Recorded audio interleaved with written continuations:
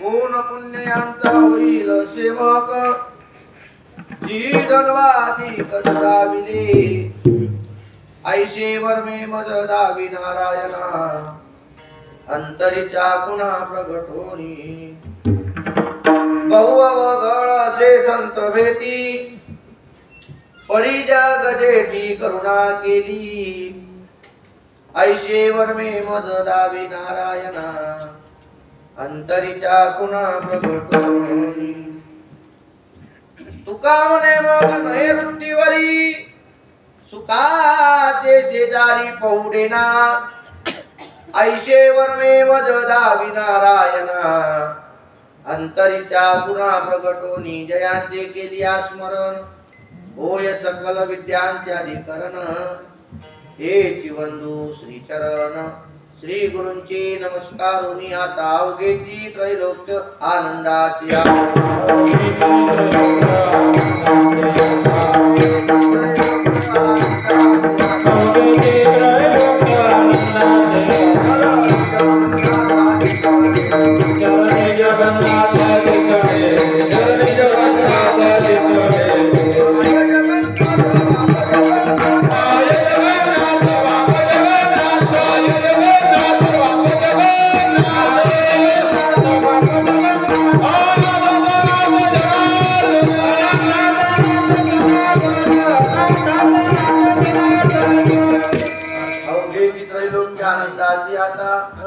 चरणी जगन्नाथा माय जगन्नाथ बाबू जगन्नाथ अनाथाचा नाथ जनार्दन शरण शरणैकनाथा माई माता ठेविला नका पाहून दोष झालो दास पायांचा मस्तक हे पायावरी या वारकरी संतांच्या प्रतिवर्षी पंढरपुरा येती महाद्वारा हरवेटी कायमा जीवानी मानेल संतासी रंजौ चित्तासी आपुरिया मनोजवं मारुतुल्य वेगं जितेन्द्रियं बुद्धिमत्ताविष्टं वाताजनमानरयुक्तं मुख्यं श्रीरामदूतं शरणं प्रपद्ये शरण शरण जय हनुमंता मालो रामदूता काय भक्ती त्याच्या वाटा मज दावाव्या सुभटा लक्ष्मी वल्लभा दीनानाथा पद्मनाभा सुख वसे तुझे पायी मज ठेवीत ठाई असो नसो भाव आलो तुझी आठाया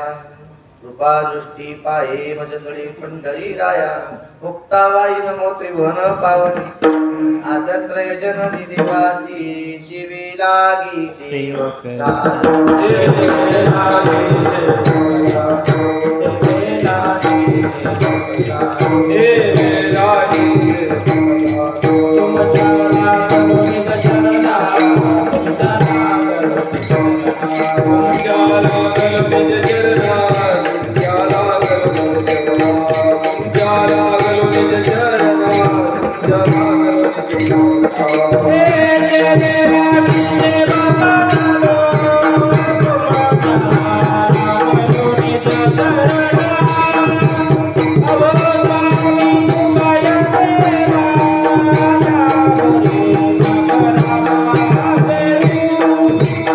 Jai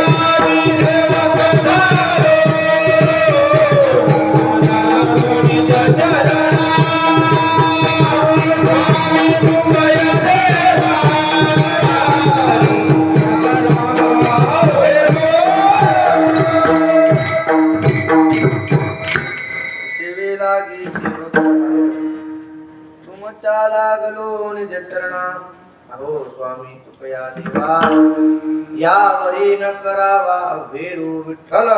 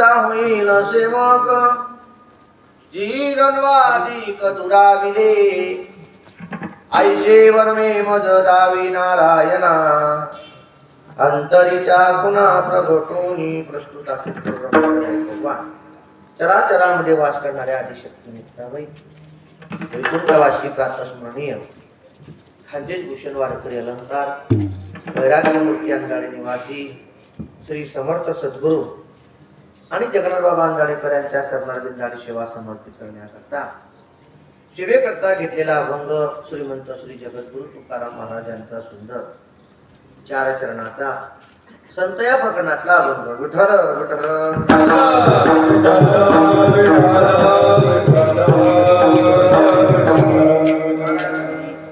वार्षिक परंपरेचा मुक्काम काही कालखंडामध्ये बंद पडलेला होता, पण तो मुक्काम या ठिकाणी आमच्या हितेश भाऊच्या मनामध्ये आली की आमच्या पूर्वजांनी ठेवलेली ही त्या ठिकाणी संपत्ती आम्ही त्या ठिकाणी सांभाळू, आणि म्हणून त्या नियमाने आणि खूप आग्रहामुळे असणारा आपला हा वार्षिक मुक्काम. आज या मुक्कामाचं या ठिकाणी ज्यांच्याकडे श्री अमोल चंद्रकांत बोरोले, श्री हितेश महेंद्र म्हणजे मोहन मनोहर बोरोले, अमोल चंद्रकांत बोरोले, हितेश मनोहर बोरोले व वैभव सूर्यकांत बोरोले या तिघी म्हणून असणारा हा मुक्काम आहे, जे आपल्या आजोबांचा हा मुक्काम हे तिघी नातू सांभाळतात. विठ्ठल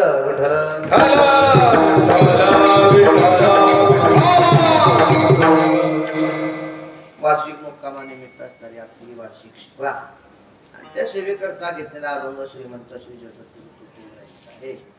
आता सध्या वातावरण सध्या जसं उन्हाळ्याचं जरी असलं पण जेव्हा पाऊस पडतो काही सांगताच येत नाही. रात्री पाऊस पडला होता की तुमच्या गावात? नाही. मला काय कामात तुम्ही घरात होते रात्री, समजतच नाही. विठ्ठल विठ्ठल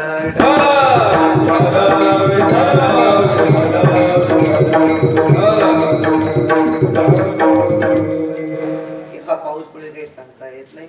वातावरण केव्हा बदलेल, कारण मोसम आहे तो, मोसम असल्यामुळे तो केव्हाही बदलू शकतो. उद्या त्या ठिकाणी महाराज कार्यक्रमाला उपस्थित विलेकरी महाराज आहे. विशेष वारकरी मंडळी आपल्या गावाचे सर्व बंधू मंडळ आहे. माझ्या जयेश महाराज आहे, आपल्या गावाचं वैभव हरिभक्ती परायण संजय महाराज, तसेच आपल्या गावाचं दुसरं वैभव हरिभक्ती परायण रामेश्वर महाराज, आणि गावातील सर्वच भजनी मंडळी या ठिकाणी एका मुली बळीले महाराज आणि समोर असलेले सर्विस मातृवर्ग पितृवर्ग सर्वांच्या चरणांना नमस्कार होतो. खऱ्या अर्थाने जर विचार केला तर बाकीच्या गावात जर गेलं तर बुवारे सगळं उधळ घेणं पडते. बुवा वाजवणारा बी तू जा, बुवा म्हणणारे बी तू जा, बुवा लाऊडस्पीकर बी तूच घेऊन ये, असं सगळं उधळ घेणं पडते ना, आहे की नाही. गंमत अशी असते, शेतात गेले किंवा महिला कशा असतात महिला म्हणून भाऊ भाऊ उरलं घेतो निधी बी घ्या ना भुगल्या पैकी बी द्या अशी गंमत आहे की नाही. तसं आता कीर्तन तू उधळेच झाले थोडं तुम्हीच घेऊन या बरोबर आहे. तुमच्या गावात इतकं तरी बरं आहे, वातावरणाला तुमच्या गावातलाच आहे, म्हणणारे तुमच्या गावातलेच आहे, विशेष 2 कीर्तनकार तुमच्या गावात आहे की नाही. दुसऱ्या कीर्तनात टाळ घेऊन कीर्तनकार उभाच राहत नाही की नाही. पण महाराज दोघंही त्या ठिकाणी विचार केला तर दोघंही वारकरी पिंडाचे आहे. वारकरी पिंड असला की त्या ठिकाणी विचारच नसतो. ते कीर्तन असो का कोणाचं प्रवचन असो ते टाळ घेऊन उभे राहतील, प्रवचनाच्या समोर बसतील. वारकरी गावातला संप्रदाय आहे, हा टिकून कसा राहावा हा खऱ्या अर्थाने कीर्तनकारांनी विचार करून ठेवला पाहिजे. विठ्ठल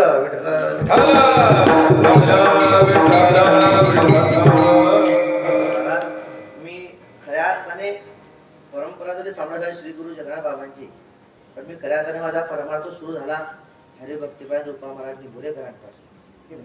त्यांच्या माध्यमाने माझा परमार्थ सुरू झाला आणि त्यांचा नियम होता ज्या दिवशी घरी आहे त्या दिवशी नित्यनेमाने ते मंदिरात यायचे, हरिपाठ म्हणायचे, दररोज पोथी वाचायची नित्यक्रम. आमच्या गावामध्ये जोपर्यंत रूपा महाराज होते, माझं जन्मगाव निंबोर आहे, जोपर्यंत रूपा महाराज होते तोपर्यंत आमच्या राम मंदिराची पोथी सरली नाही. हे पोथी संपली की ते संपली की 12ही महिने पोथी असायची. 200-250 लोक रोज नित्यनेमाने मंदिरात असायचे. त्या 200-250 लोक कीर्तनाला येत नाही. विठ्ठल विठ्ठल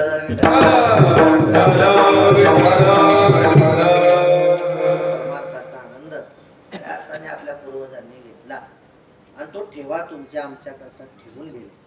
त्या ठिकाणी आपल्या करता संप्रदायाने आपल्या पूर्वजांनी गावोगावी भगवान पांडुरंगाची मंदिरं बांधली. आपल्या गावातही मंदिर आहे की नाही. गाव भलं मोठं आहे, मंदिर लय लहान आहे. गाव फार लयच मोठं आहे महाराज. गावात गाड्या घुसतानी हो असे कामगार रस्ते आपल्या गावात मोठे असू द्या. पण महाराज आपल्या गावामध्ये विठ्ठल मंदिर आहे, तिकडे राम मंदिर आहे की नाही, इथे सतपंथी मंदिर आहे, पुढे गेलं की दत्तात्रयाचं मंदिर आहे. मंदिरच मंदिर आहे आपल्या गावामध्ये. तिकडे गावाच्या बाहेर गेले की एक विरा मातेचं मंदिर आहे की नाही, अनेक मंदिर आहे. पुन्हा तिकडल्या बसताना गेले की हनुमंतरायाचं मंदिर आहे. असे अनेक मंदिरं आपल्या गावामध्ये आहे. परमार्थाची साधना आपल्या पूर्वजांनी करून ठेवली आणि तो जोपासना करणं आपलं कर्तव्य आहे. तसा आजचा हा मुक्काम यांच्या पूर्वजांनी सुरू केला होता आहे की नाही. जे भाऊ आहेत ना आपले हितेश भाऊ असेल, नामोदादा असतील, वैभवदादा असतील, यांच्या आजोबांनी हा मुक्काम चालू केला होता आणि पूर्वजांची परमार्थाची सेवा सुरू केली.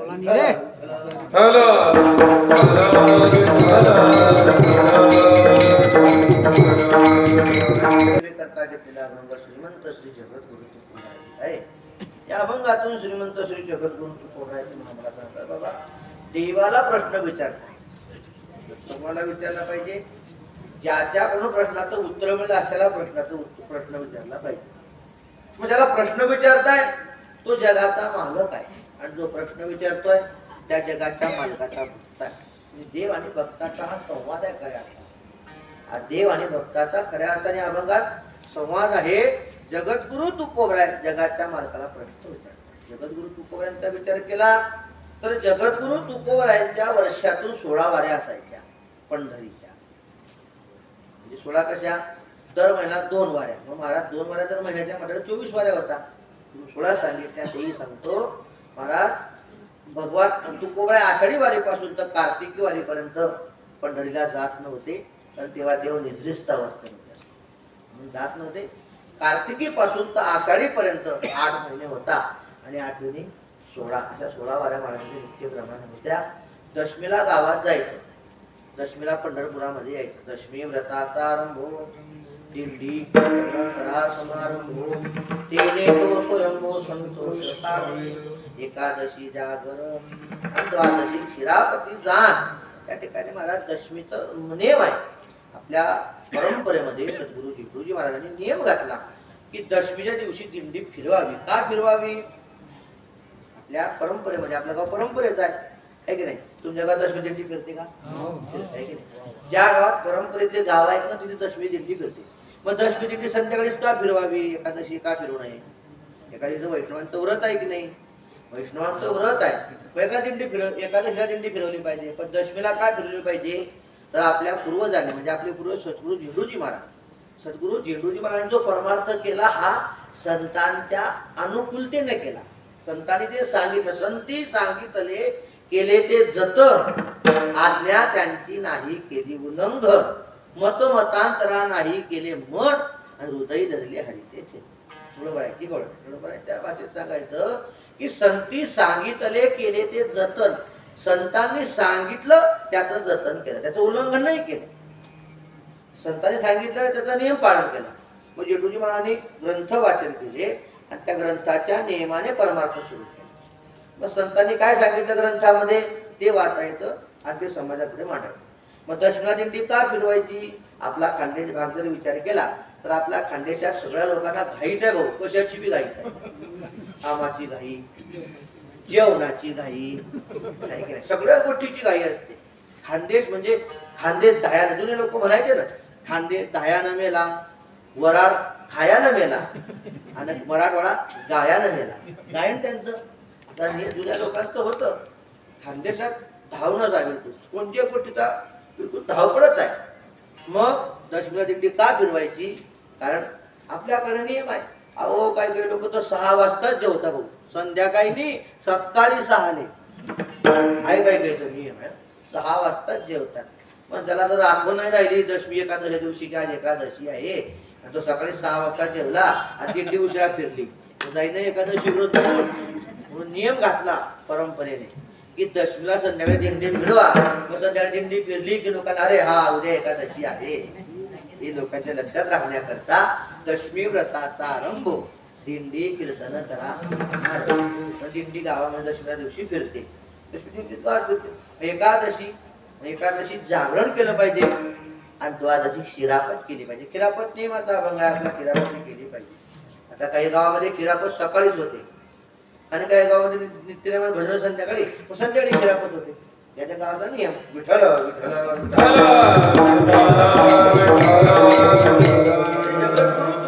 क्षेत्रामध्ये महाक्षेत्रामध्ये दशमीच्या दिवशी पोहोचत होते. दशमी व्रताचा आरंभ नगर करायचा, एकादशीला जागर करायचा. आता खिरापत केले की मग आपल्या गावाकडे निघायचं. असा नित्यक्रम जगद्गुरु तुकोबांचा. बरं एका पिढीपासून का हो, अनेक पिढ्यापासून म्हणजे विश्वंभरपासून तो नियम होता. माझ्या वडिलांची मिराशी गा देवा, तुझी चरण सेवा पांडुरंगा, उपवास कारलेला दिला दारवंटा, केला भोगवटा महालागी. म्हणजे पूर्वजांचा ठेवा होता.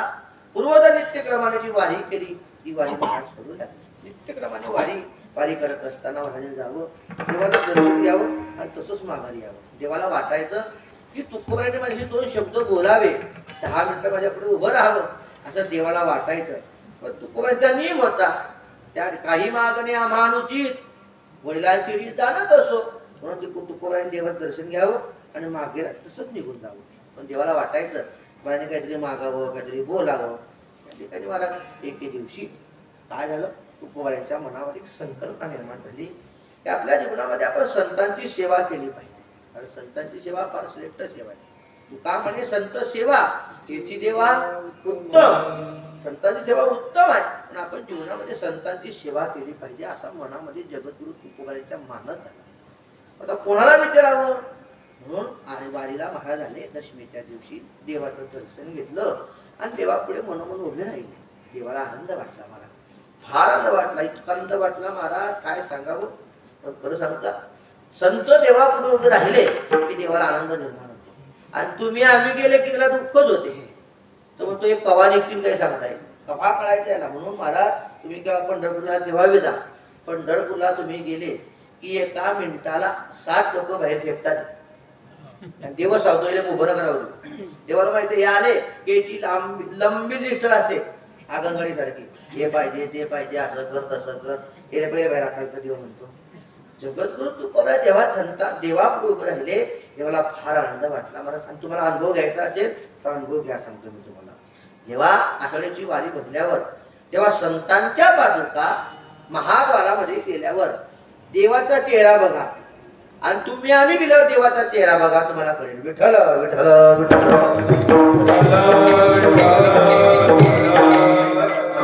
देवापुढे उभे राहिले. देवाला आनंद वाटला, फार आनंद वाटला देवाला. आनंद वाटल्यावर देवाने जगद्गुरु तुकोबा यांनी देवाला प्रश्न विचारण्याचा संकल्पना केली की देवा रे बाबा मला एक प्रश्न विचारायचा आहे. देवाला आनंद वाटला की महाराज माझ्याशी काहीतरी बोलले. देवाला आनंद वाटला. तुकोबराय तुम्हाला प्रश्न विचारायचा आहे. हो देवा मला एक प्रश्न विचारायचा आहे. माझ्या जीवनामध्ये फार महत्वाचा प्रश्न आहे आणि त्या प्रश्नाच्या उत्तराची अपेक्षा तुमच्याकडून आहे. आनंद वाटला देवाला. महाराज तुम्हाला काय प्रश्न विचारायचा आहे विचारा. आणि प्रश्न विचारला पाहिजे आहे की नाही. आता माझी इच्छा झाली की तुम्हाला प्रश्न विचारावा. विचारू का? माझी इच्छा झाली की तुम्हाला प्रश्न विचारावा. धुरा महाराज विचारू तुम्हाला प्रश्न. आला का? आला जरा आला सांगा. मी तुम्हाला प्रश्न विचारतो. माझा प्रश्न आहे. प्रश्न असा की उत्तर काय? विचारला का तुम्हाला? बोले वा तुम्हाला प्रश्न विचारलाय. प्रश्न असा की उत्तर काय? वा विठ्ठल विठ्ठल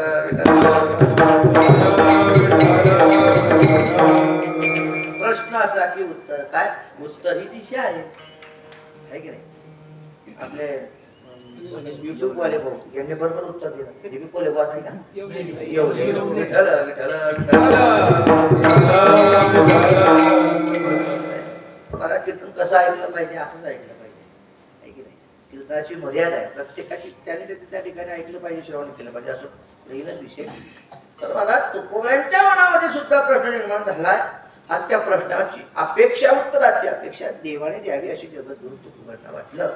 देवाला आनंद वाटला. महाराज काय तुमच्या मनामध्ये प्रश्न असेल तुम्हाला विचारा. आज म्हणता देवा मला प्रश्न विचारायचा आहे. खऱ्या अर्थाने परमार्थामध्ये श्रेष्ठ हे संत आहे आणि त्या संतांची सेवा करायची आहे. त्या सेवेचं पुण्य फळ माझ्या जीवनामध्ये प्राप्त करून घ्यायचं आहे असं जगद्गुरु तुकोबरायांनी देवाला विचारलं. आनंद वाटला. आणि आनंद वाटत असताना जगद्गुरु तुकोबरायांनी देवाला सांगितलं देवा बाबा मला परमार्थामध्ये संतांची सेवा करायची आहे आणि सेवा करताना सेवेचं वर्म माझ्या जीवनामध्ये सांगा. वर्म फार महत्वाचं आहे. कोणत्याही गोष्टीचं वर्म माहिती पाहिजे माणसाला. कोणती गोष्ट असू द्या. सामान्य आपण सर्व शेतकरी वर्ग आहोत. त्या ठिकाणी बसलेले जवळजवळ सर्व शेतकरी आहेत. शेतकरी माणसाला शेतीचं वर्म माहिती पाहिजे की नाही. जो शेतकरी आहे इथे जो शेतकरी आहे त्या शेतकऱ्याला त्याचं वर्म माहिती पाहिजे की नाही. बाग लावला की मटेरियल केव्हा टाकलं पाहिजे. बाग कोणत्या वेळेस लावला पाहिजे. पाणी केव्हा दिलं पाहिजे आहे की नाही. हरभरा पेरला की कमीत कमी 25 पाणी झालेच पाहिजे. कमी झाले का? कमी झाले जास्त झाले.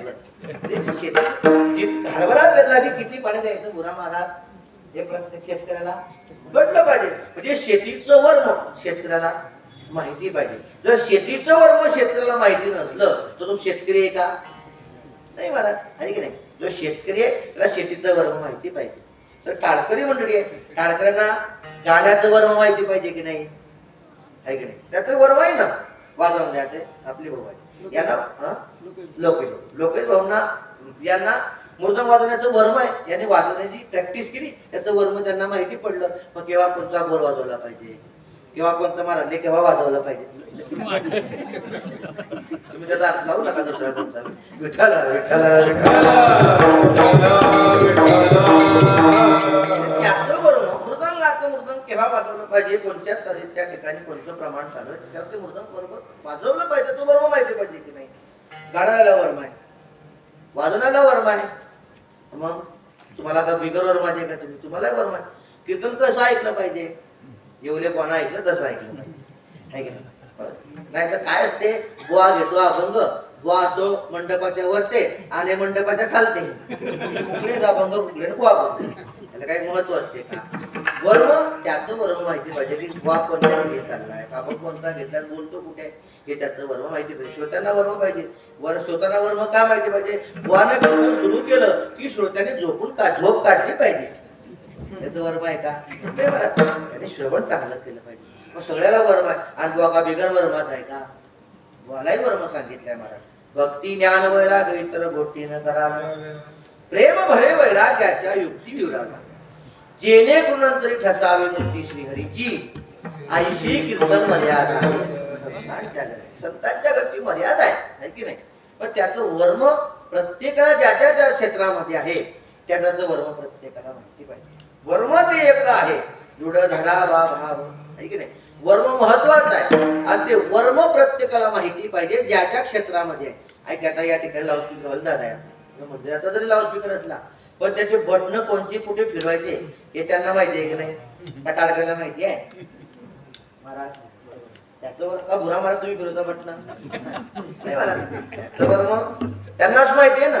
कोणता बुवाचा स्पीकर किती द्यायचा, बेस किती कोणाला किती द्यायचा, कोणाला इको द्यायचा आहे की नाही, कोणाला इको द्यायचा नाही हे त्यांना माहिती आहे की नाही? त्याचं वर्म त्यांना त्या मशीन मधलं सर्व वर्म त्यांना माहिती पडलं. प्रत्येक गोष्टीचं प्रत्येकाला वर्म माहिती पाहिजे. प्रत्येक गोष्टीचं जसं स्वयंपाक करायचा आहे तो स्वयंपाकाचं वर्म महिलेला माहिती पाहिजे की नाही?